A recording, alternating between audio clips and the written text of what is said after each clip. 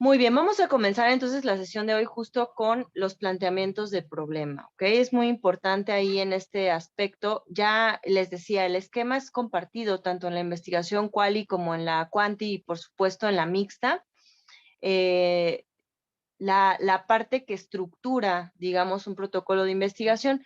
Aquí lo diferente sería, como a lo particular, qué cualidades tiene precisamente un planteamiento de problema de tipo cualitativo y cuáles son las cualidades que tiene un planteamiento de problema de tipo cuantitativo.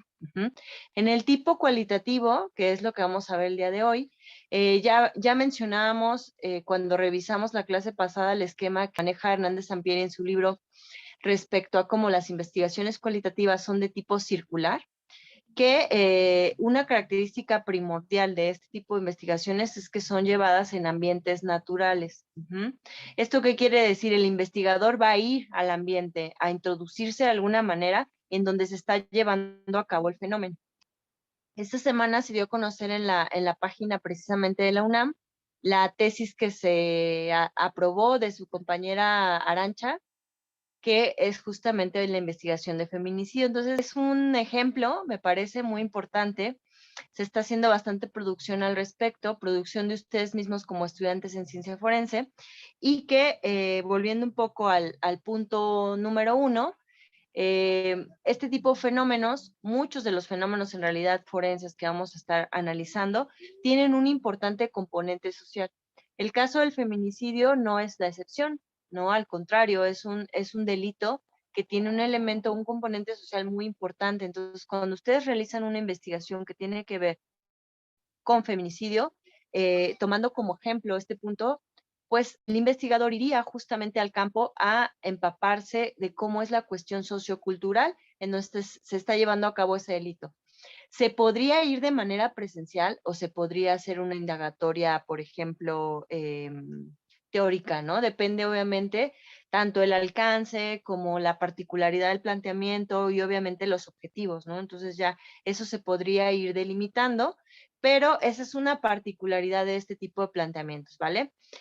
El punto número 2 tiene que ver con las variables. Ya cuando pasemos al método cuantitativo van a ver este aspecto que me parece que es uno de los más importantes en cuanto a las diferencias del cual y el cuantitativo.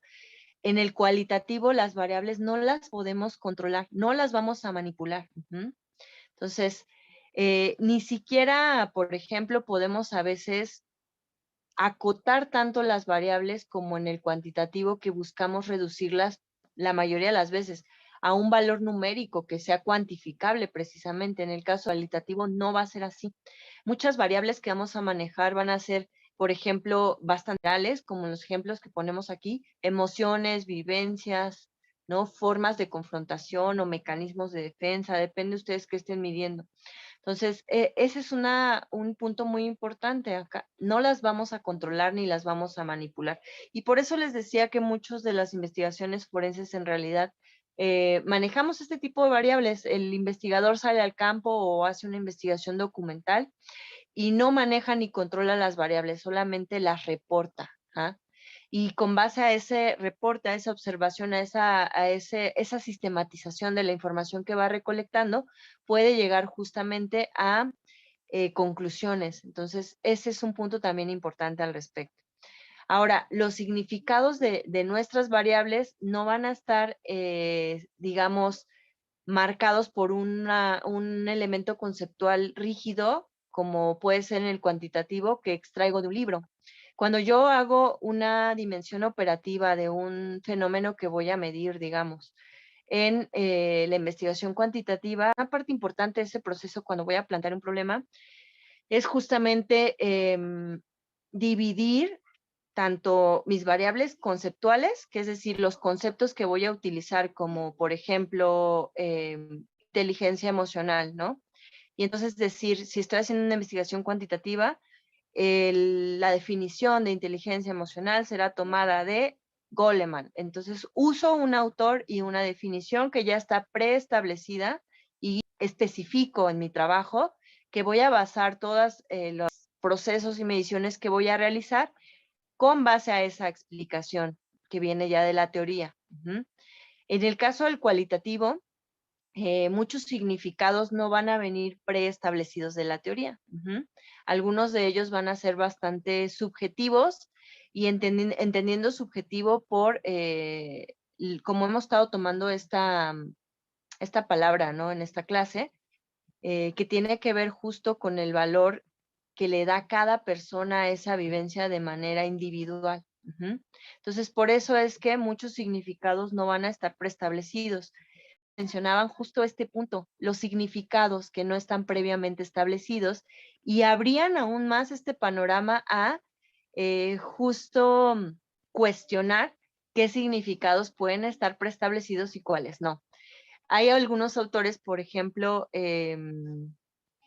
Derrida, que habla del significado y el significante, y que se parte justamente en una idea inicial de abordar que todos los significantes, por ejemplo, y por significante me refiero a cualquier cosa que me pueda producir una significación, ya sea una palabra, un evento, una imagen, lo que ustedes digan, pueden estar en un inicio, a estos autores mencionaban que están preestablecidos, ¿no? Que son universales. Sin embargo, posteriormente, muchos autores, principalmente del lado de la filosofía, del psicoanálisis, empezaron a abordar este concepto hasta aterrizarlo a cómo en realidad cada quien establece un significado de forma diferente para determinados eventos. Entonces, llegamos o aterrizamos autores como por ejemplo Lacan, que invierten este esquema en donde el significante no necesariamente va a producir un significado inequívoco y universal. Es decir, cada persona otorga significados a cada significante. Y esto lo podemos aterrizar, a lo mejor suena un poco enredado y complicado, pero lo podemos aterrizar a ejemplos muy prácticos. Si yo a ustedes les digo, digan lo primero que venga a su mente cuando les digo la palabra madre, les aseguro que todos van a decir algo muy diferente. Y esto tiene que ver con todo el bagaje que ustedes tienen de manera individual y lo que pueden volcar en lo que a ustedes les significa, por ejemplo, esta palabra que en este momento constituye un significante. Este es un elemento importante de la investigación cualitativa, como lo que buscamos justamente rescatar tiene que ver con las cualidades y las significaciones individuales y diferentes de cada individuo o de cada objeto de estudio o de cada fenómeno. Muchos de esos significados no van a estar preestablecidos.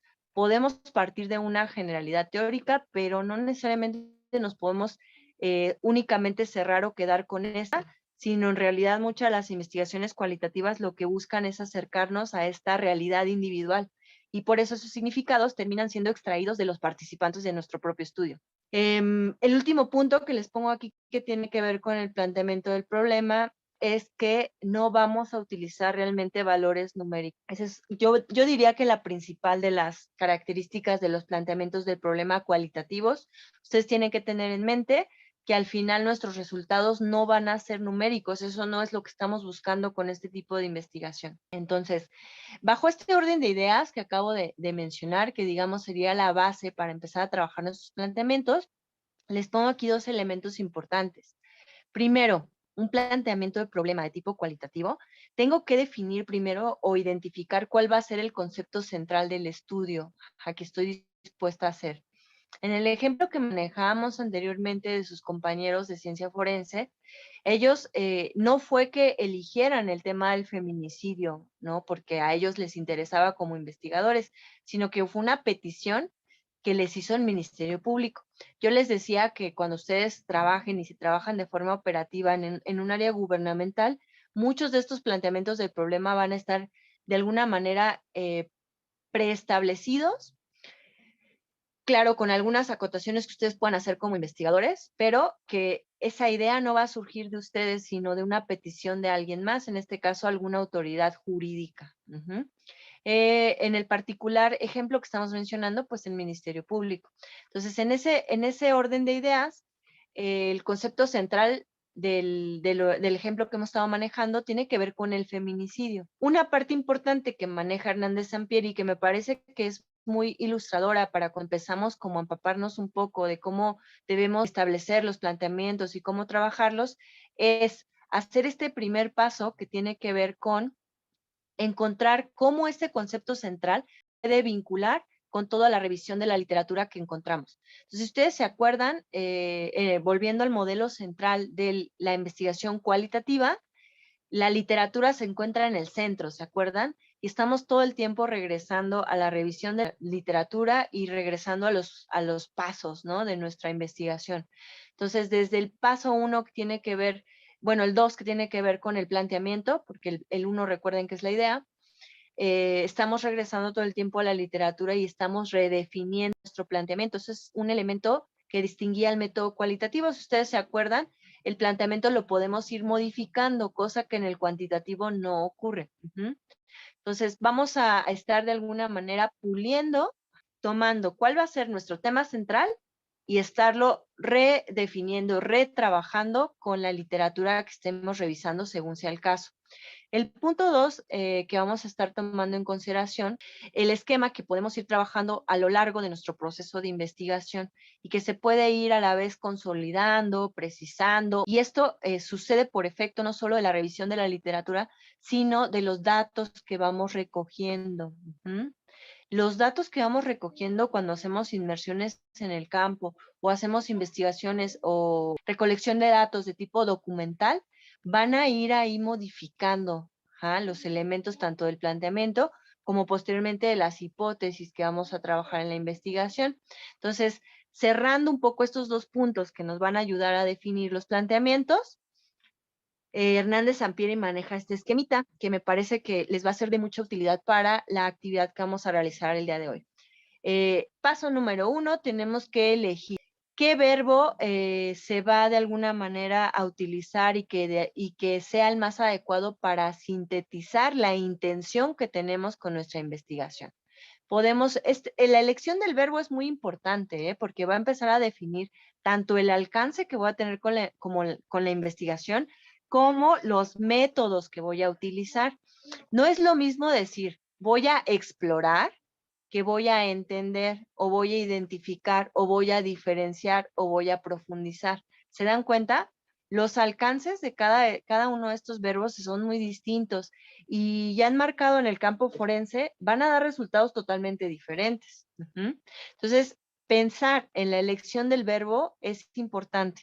No lo tomen al azar. Yo he visto profesionistas que hacen planteamientos del problema en los que eligen verbos que no alcanzan realmente ni a abarcar el problema, ni los datos que tienen y que no se ven reflejados en sus conclusiones. Por ejemplo, he visto algunos que utilizan el verbo explicar. ¿Ah?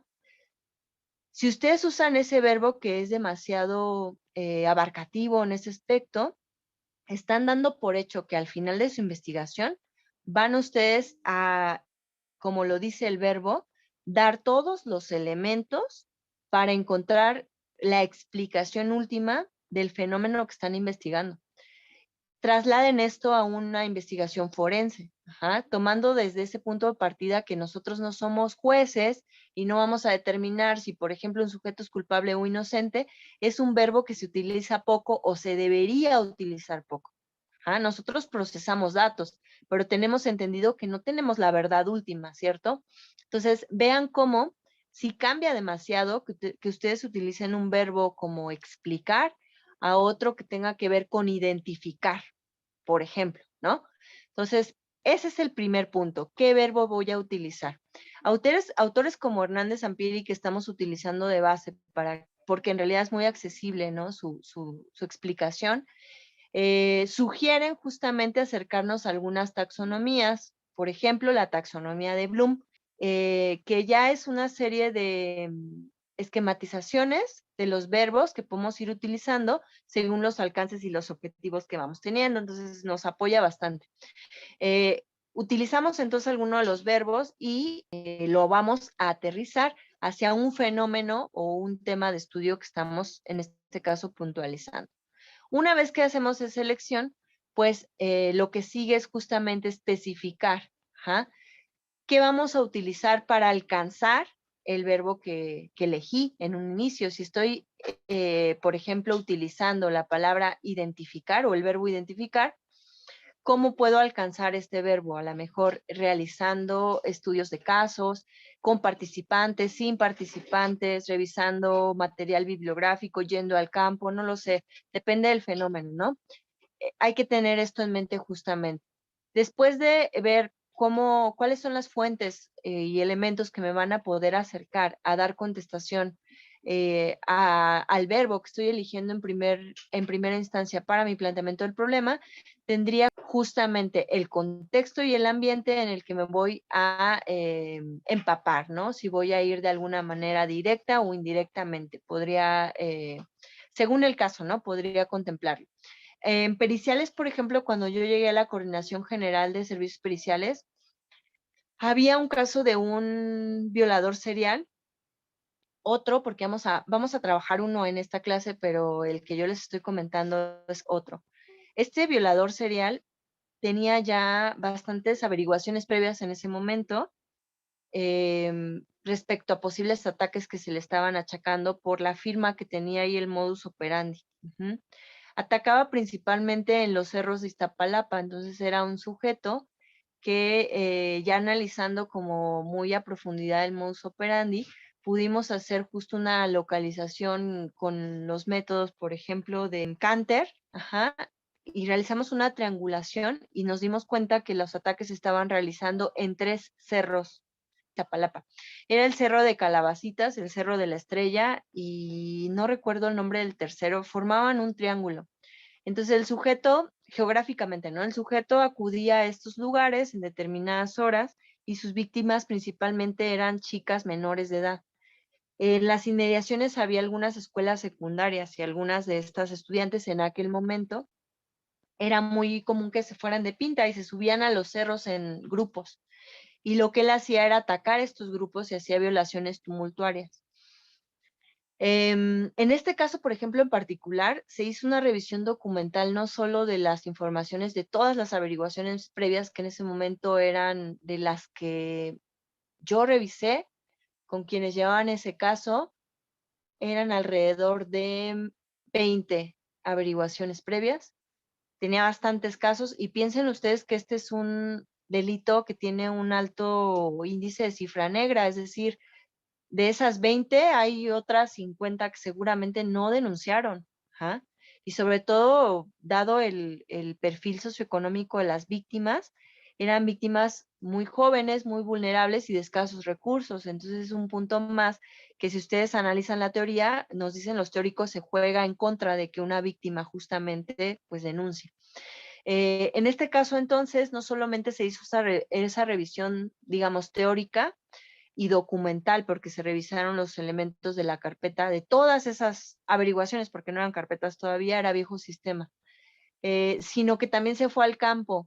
Entonces, los peritos que estaban encargados de ese caso fueron al campo, a los cerros, a las inmediaciones, a ver como todo esto, cómo estaba físicamente. Entonces, es un muy buen ejemplo de cómo se realiza una inmersión en el campo, porque de ahí extrajeron información importante. Lo que se pedía en ese caso era un perfil. Entonces, ellos decidieron hacer este ejercicio para poder extraer información de la parte geográfica que lleva un perfil psicológico, por ejemplo, en un caso como este. Son especificaciones, por ejemplo, que se deben tomar en consideración y que si ustedes se dan cuenta, dependiendo justo el delito que estoy investigando, podría ser que tenga la posibilidad de ir o no, ¿no? También habrá situaciones en las que o no lo amerite o el investigador no pueda tener esa posibilidad, ¿no? Porque también lo hay. Por otro lado, pues bueno, podemos aquí puntualizar el ejemplo que viene en el libro, en la parte de abajo, ¿no? Vean este planteamiento del problema, profundizar en las consecuencias individuales del alcoholismo en las relaciones familiares. Aquí el verbo, ¿cuál es? ¿Quién me lo escribe o me lo dice? Profundizar. Profundizar. Gracias. Exactamente, el verbo sería profundizar. Entonces, vean desde ahí el alcance de ese tipo de verbo. El investigador no se está planteando ni que va a resolver, ni que va a explicar, o sea, no es un alcance, digamos, determinativo. Vamos a profundizar. Quiere decir que vamos a aportar nuevo conocimiento a un tema que ya tiene previo. Y bueno, los conectores que siguen es las consecuencias individuales. Ahí ya estamos hablando el concepto central de mi estudio. ¿Cuál es el concepto central de este estudio? ¿Consecuencias del alcoholismo? Exactamente. Ahí estaríamos, ya llegando a este punto de planteamiento, ya está bastante pulido, digamos, ¿no? Ahorita vamos a ir manejándolo en el ejemplo que vamos a hacer ya práctico, pero el concepto central partiría del alcoholismo. Ese sería el fenómeno central. Voy a estudiar el alcoholismo. Pero ¿qué me interesa del alcoholismo? Y ahí ya voy seccionando, ¿se dan cuenta? Y el investigador pudo haber dicho, me interesan cuáles son como las consecuencias que puede tener el alcoholismo. Sí, pero consecuencias que a nivel social, a nivel grupal, a nivel familiar, ¿ven? Y entonces surge otra acotación. Ya estamos hablando de consecuencias individuales. Y luego viene una tercera acotación en las relaciones familiares. Entre más, digamos, acotado sea un planteamiento del problema, es mejor, chicos, porque al final del día podemos ir asegurando que es algo a lo que nos podemos acercar. Entonces, vean cómo aquí los planteamientos se pueden ir puliendo, ¿no? En el proceso de esta investigación o de este ejemplo, pudo haber iniciado con algo muy general, pero conforme fue recolectando información y a lo mejor hizo una inmersión en el campo, fue a Alcohólicos Anónimos, entrevistó a algunos alcohólicos, fue como orientándose quizá más este investigador hacia lo que más le interesaba. ¿Cuáles serían entonces los casos en los que estamos especificando este ejemplo? Jóvenes universitarios, y eso ya lo tenemos que definir en la muestra, ¿no? Eso es un ejemplo. Y, por ejemplo, ahí podría delimitar el lugar en donde voy a llevar a cabo mi investigación, que en este caso se está planteando en una universidad en específico. Por ejemplo, en la licenciatura en Ciencia Forense de la UNAM, ¿no? Así. El más específico pueda ser, es mucho mejor porque le permite al investigador no hundirse en un mundo de datos. Ustedes van a ver, sobre todo, los datos cualitativos son muchísimos. Tenemos que buscar una forma no solo de acortarlos, sino también de sistematizarlos, y por eso vamos a ver más adelante los diferentes métodos. Muy bien, entonces al abordar el planteamiento del problema vamos a tomar en consideración, como ya hemos estado refiriendo, el propósito y los objetivos que vamos a perseguir, ¿no? Dentro del mismo planteamiento vamos a especificar cuáles van a ser nuestras preguntas de investigación. El esquema también maneja el abordar una justificación y viabilidad de mi proyecto, es decir, aquí vamos a partir del esquema general de los protocolos de investigación y, como les decía, vamos a ir abordándolo hacia lo forense, ¿vale? Cuando ustedes hacen una investigación que van a publicar, una parte importante es tanto la justificación como la habilidad de ese estudio. Un dictamen, por ejemplo, no llevan elementos, no llevan justificación y lleva viabilidad. Por un punto importante, la justificación, como les decía muchas veces, es una petición que hace el Ministerio Público y esa es la justificación. Para alguno de los entes jurídicos le pareció importante realizar esa investigación. Por ejemplo, la que ustedes van a realizar, ¿no? Esa fue una investigación que se les solicitó, ustedes no propusieron. Pero cuando yo propongo, por ejemplo, a una comunidad científica que quiero estudiar el tema que hablamos la semana pasada, por ejemplo, ¿no? Sobre las agresoras sexuales en México, yo tengo que emplear o elaborar todo un argumento que justifique por qué mi investigación es importante.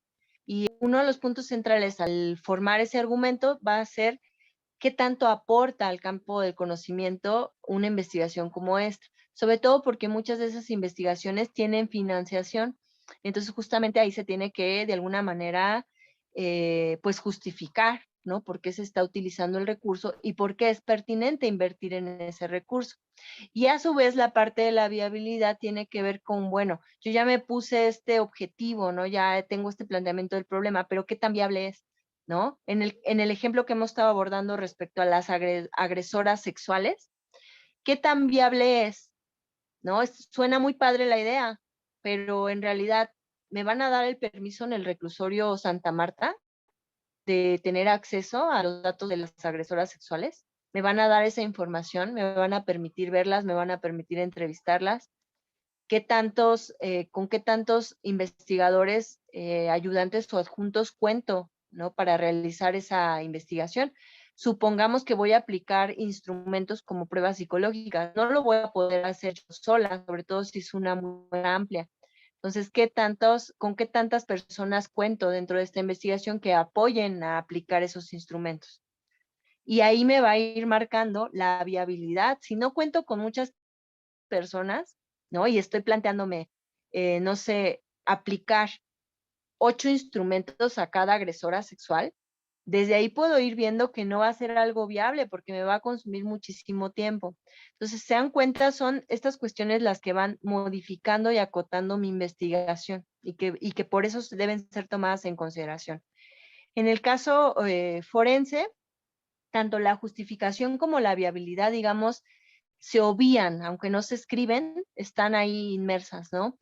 La justificación, como les decía, muchas veces tiene que ver con una petición ministerial, pero si ustedes hacen esta práctica de forma privada, van a ponerse de acuerdo con el abogado o abogada que esté realizando la defensa de este sujeto, ¿no? O de esa persona, o por ejemplo, que esté abordando el caso en particular, no necesariamente desde el lado del acusado, también pueden atender víctimas, ¿no? Y sobre esa cuestión van a argumentar cuál es la justificación por la cual ustedes están abonando ese dato de prueba a la investigación. Y en el caso, por ejemplo, de la viabilidad, pues sí deben tener en consideración, por ejemplo, muchas instancias de gobierno carecen de muchos recursos en realidad. Entonces, a lo mejor tenemos la idea y el conocimiento de cómo podemos abonar el proceso de investigación, pero si no hay el recurso, si no es viable, por ejemplo, que la institución mande a los peritos a hacer ese trabajo de campo, son situaciones que dejan de hacer viable X o Y estudio.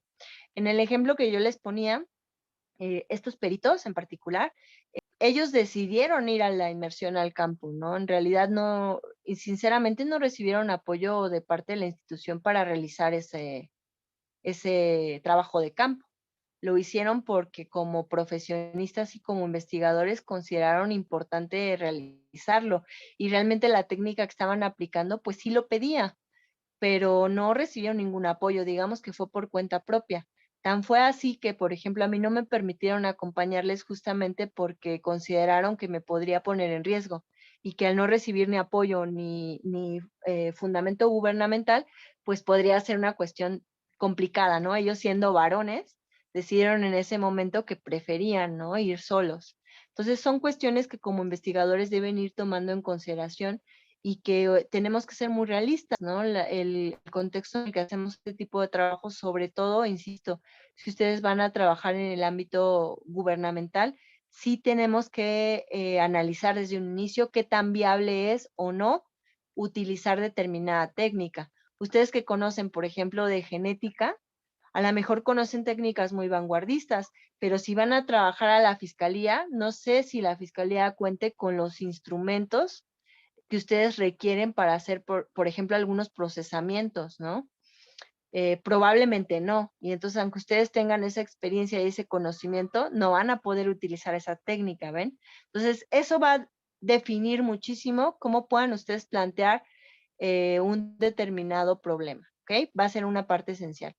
Por el otro lado, lo que ya hemos estado mencionando respecto a lo importante que es la inmersión en el campo y la afectación, o en este caso, cómo interfiere o influye un contexto psicosocial en un fenómeno en particular.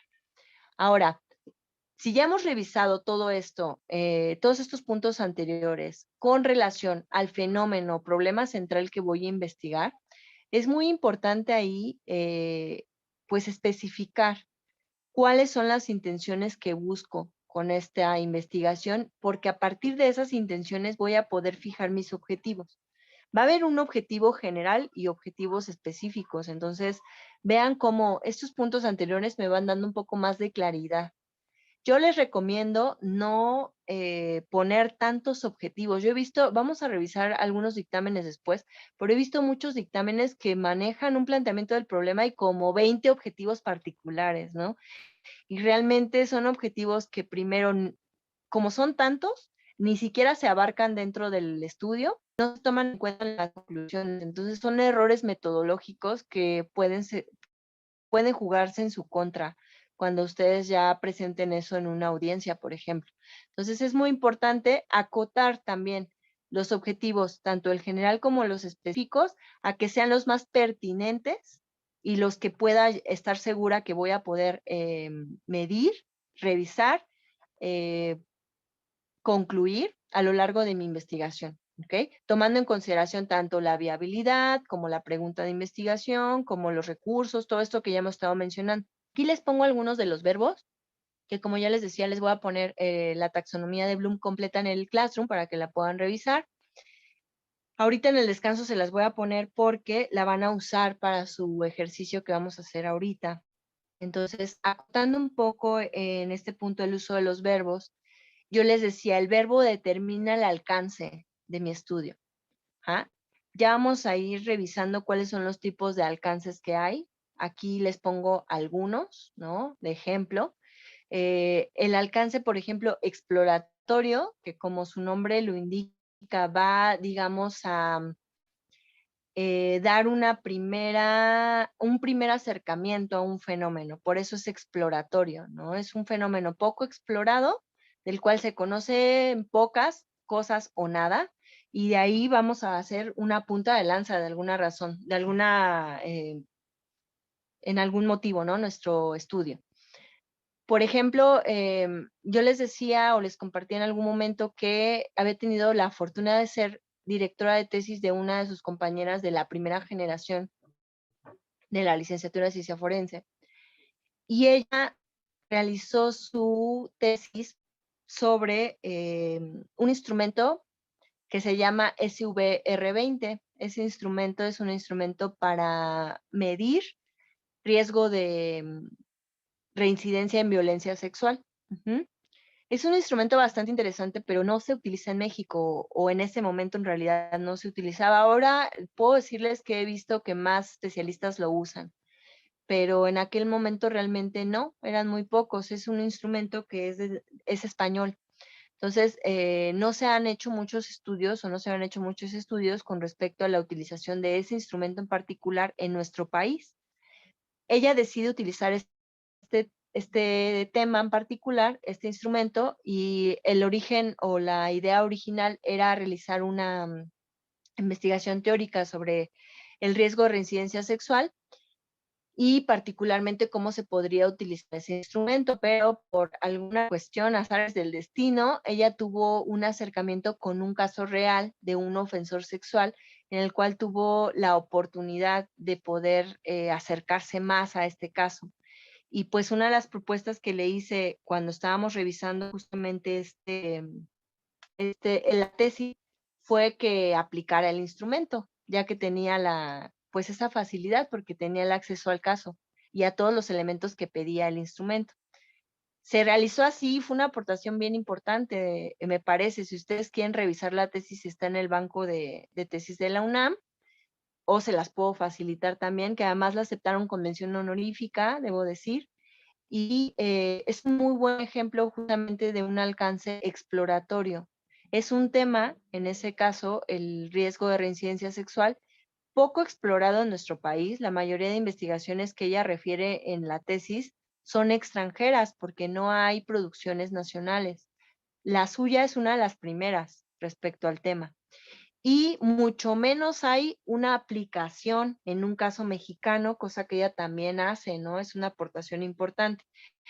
Estos elementos que acabo de mencionar, y retomando la lámina anterior, son puntos que, por ejemplo, justifican un estudio y que sobre todo la pertinencia y el alcance que puedan tener están ahí muy bien explicados en esa parte de la justificación, pero que a su vez nos permite definir la viabilidad, ¿no? Ella tenía acceso a ese caso y fue por eso que pues pudo ser viable.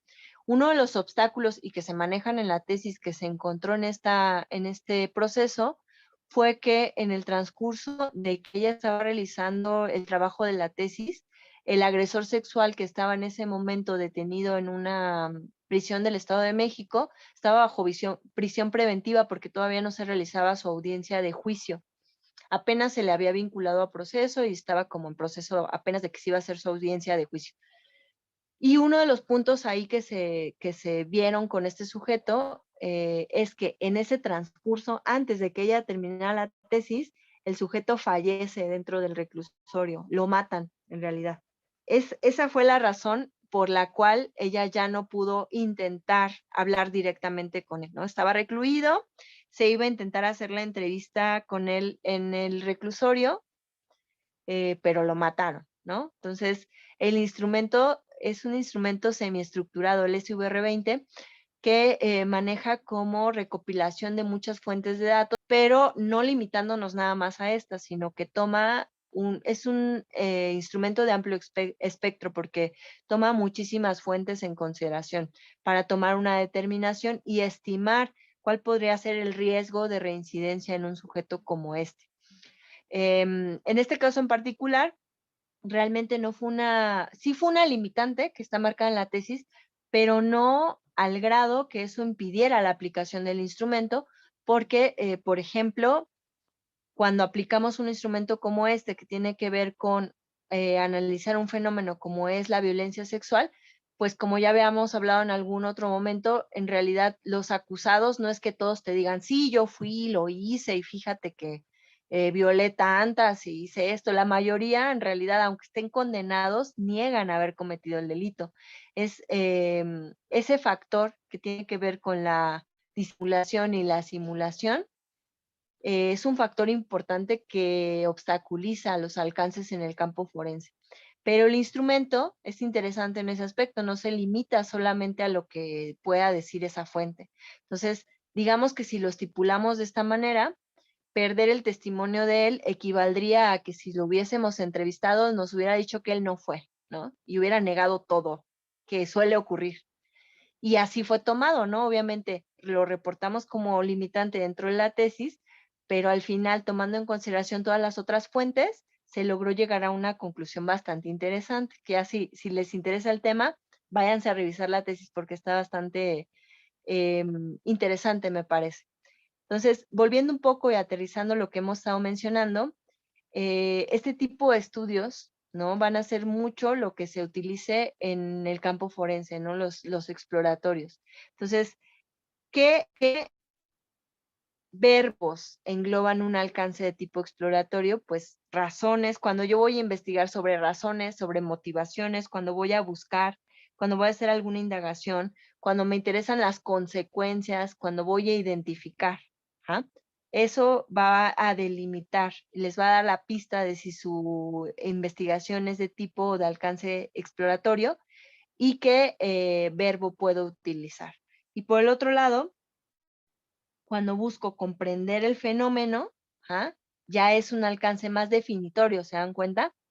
Ahí voy a utilizar verbos como describir, entender, comprender, examinar, descifrar, desarrollar, analizar el significado de, descubrir.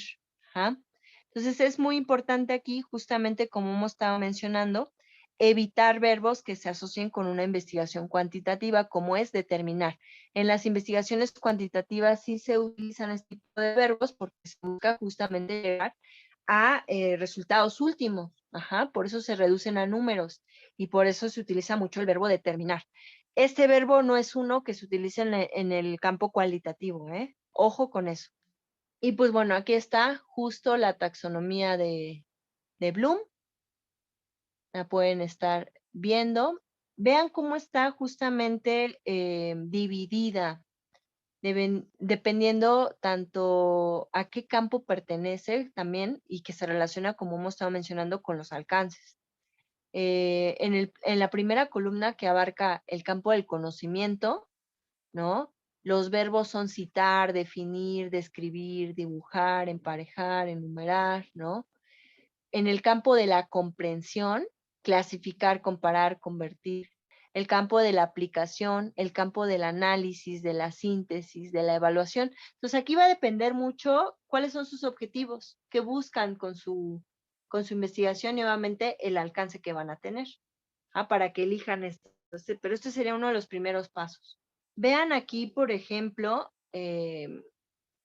esto que les pongo, que viene marcado aquí como ejemplo en su libro, ¿no? Inclusive la finalidad de este estudio de teoría fundamentada, ya vamos metiendo ahí más conceptos, esta parte de la teoría fundamentada, que la vamos a ir revisando adelante, es comprender las experiencias, comprender, ese es el verbo, comprender las experiencias de mujeres adultas que en su infancia padecieron abuso sexual infantil y sobrevivieron. Se hablará con participantes potenciales que además de sufrir tal condición, o sea, ese es un elemento, digamos, discriminativo que va a definir la muestra.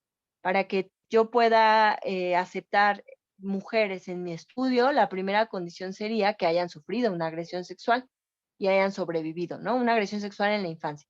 Entonces, por eso dice, se hablará con participantes potenciales que además de haber sufrido tal condición, hayan recibido intervención psicológica. Entonces, ahí hay dos condiciones para mi muestra.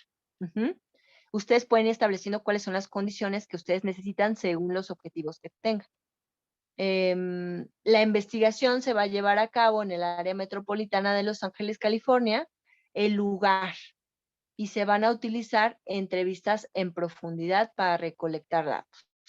Y ahí también viene el método de recolección de datos. Todo eso se tiene que definir. Ahora, les pongo aquí la parte del marco conceptual del que vamos a partir. Podemos definir abuso sexual infantil, ¿no? Que es el concepto central, como la utilización de un menor para la satisfacción de los deseos sexuales de un adulto. Puede incluir contacto físico, masturbación, relaciones sexuales, exhibicionismo, pornografía y prostitución. Es muy importante partir de esa definición conceptual porque si ustedes le preguntan a un abogado, por ejemplo, sobre este tema, ¿no? Y le dicen, es que fue un abuso sexual infantil. Para el derecho, el abuso sexual no incluye una penetración, por ejemplo, o hay catalogaciones diferentes, respecto a las tipificaciones. Pornografía incluye algo diferente. En el abuso sexual no hay, digamos, esta introducción en ninguno de los orificios. Y en este concepto de abuso sexual infantil, que es un concepto tomado desde el área social, sí la hay. Incluye todo, ¿se dan cuenta? Entonces ahí hay una distinción muy importante y por eso es muy relevante que ustedes enmarquen desde qué concepto están empezando a trabajar y de ahí esa es la generalidad que los va a llevar a su particularidad. Entonces, ustedes dejan claro en su estudio, yo como investigador voy a tomar abuso sexual infantil como todas estas actividades, contacto físico, masturbación, relaciones sexuales, exhibicionismo, pornografía y prostitución, según tal autor. Entonces, cuando ustedes vayan y entrevisten a estas mujeres adultas, lo que van a indagar son estas conductas en específico. Un abogado podría decir, yo voy a hacer una tesis en derecho, ¿no? Y voy a investigar sobre abuso sexual infantil como lo enmarca el Código Nacional de Procedimientos Penales. Y el Código Nacional dice que solamente son contactos sin penetración en ningún orificio. Entonces yo voy a tomar este concepto del Código Nacional porque eso me interesa para mi investigación y entonces eso es lo que voy a preguntar. ¿Se dan cuenta entonces cómo el marco conceptual sí que diferencia e interfiere en cómo proceso los datos de mi investigación? Por eso es muy importante partir de ahí, ¿se dan cuenta? Cerrando un poco el ejemplo, va a abarcar desde un único contacto hasta contactos reiterados y prolongados por años. Aquí está otro, por ejemplo. La finalidad de este estudio, que es un estudio exploratorio, es identificar, con base en los testimonios de testigos presenciales expertos, un hecho delictivo que fue cometido el 12 de marzo del 2021 y que cumple los criterios de un feminicidio. Este es el caso que vamos a empezar a trabajar el día de hoy. Entonces, tomen nota de esto, que vamos a empezar a trabajar con él. Va a ser un estudio exploratorio en donde vamos a buscar identificar, con base a los testimonios de testigos presenciales, un hecho delictivo.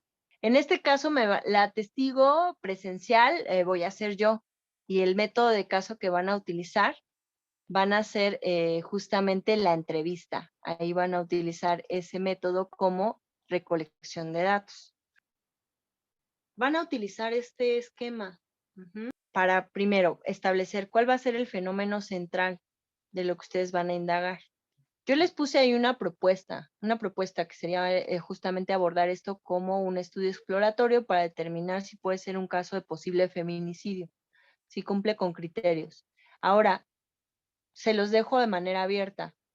Cada uno de ustedes va a pensar en un planteamiento de problema que a ustedes se les ocurra para abonar a un poco al esclarecimiento de estos hechos con la información que hasta ahora tienen.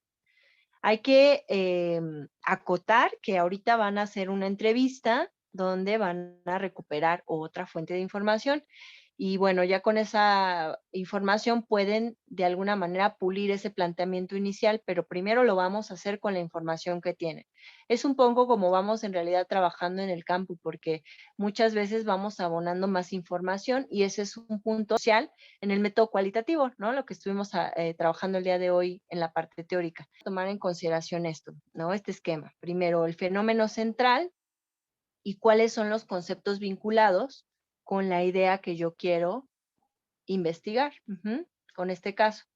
El eje central va a ser justamente que ustedes puedan pensar en una idea, ¿no? En una vertiente, en un planteamiento de problema que abone información para el esclarecimiento de este caso. Lo que van a hacer es desarrollar de forma individual y rellene este esquema. Entonces, en la parte del centro, cada uno en sus libretas, ¿no? En un lugar donde anotar, van a poner el fenómeno central. Primero, la idea que ustedes tengan, se las dejo a su consideración.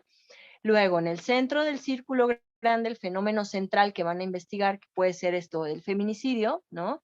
Y en los círculos que están alrededor van a ir colocando cuáles son los conceptos que se vinculan con este fenómeno central, obviamente aterrizados hacia el objetivo que ustedes ya van a tener con su idea que quieren investigar. Aquí les doy una idea, ¿no? Justamente, por ejemplo, en el caso del feminicidio, pues, si ustedes revisan el Código Penal, hay algunos elementos donde te manejan la tipificación de las conductas o las características que debe tener un delito que sea posiblemente feminicidio para ser catalogado como feminicidio. Entonces aquí yo les englobo algunas de esas. El tipo de arma y las heridas que tiene, las características de la víctima, la relación que tiene el agresor con la víctima, las características del cuerpo y si hay o no antecedentes de violencia. Digamos que esos son los 5 puntos importantes que se relacionan, ¿no? Yo estoy abordando el fenómeno desde el campo del derecho. Entonces, obviamente, eso es lo que yo voy a indagar, ¿no? Yo podría buscar recopilar más información que se relacione con estos 5 puntos que estoy aquí poniendo, pero estos pueden cambiar si su intencionalidad es diferente.